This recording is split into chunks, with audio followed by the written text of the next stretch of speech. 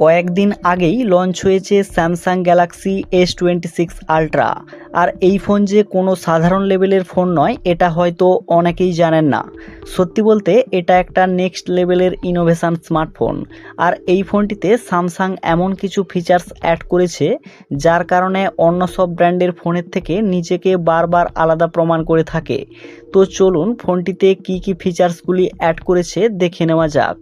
প্রথমে আসি ডিসপ্লের ব্যাপারে। 6.9 ইঞ্চির QHD plus dynamic AMOLED display তো রয়েছে, তবে সবথেকে দারুণ ব্যাপার সেটা হলো এর প্রাইভেসি ডিসপ্লে। নোটিফিকেশান বার স্ক্রল ডাউন করার পর এর প্রাইভেসি ডিসপ্লে মোড অন করলে খেলা শুরু, মানে ফ্রন্ট থেকে ডিসপ্লে ক্লিয়ার দেখতে পাবেন, কিন্তু যে কোনো সাইড ভিউ থেকে স্ক্রিন কোনোভাবে দেখতে পাবেন না। ধরুন আপনি কোথাও ভিড়ে দাঁড়িয়ে গুরুত্বপূর্ণ মেসেজ সিন করছেন, সাইড থেকে কোনো লোক দেখার চেষ্টা করলেও বিলকুল ব্ল্যাক স্ক্রিন ছাড়া কিছুই দেখতে পাবে না। এবার আসি ক্যামেরার ব্যাপারে। গ্যালাক্সি S26 আলট্রার ক্যামেরা মানে তো নতুনত্ব কিছু থাকবেই।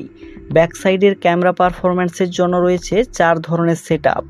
মেন ক্যামেরা 200 মেগাপিক্সেলের সাথে 50 মেগাপিক্সেলের আলট্রা ওয়াইড, আর একটি রয়েছে 50 মেগাপিক্সেলের পেরিস্কোপ লেন্স, ও সাথে থাকছে 10 মেগাপিক্সেলের টেলিফোটো লেন্স।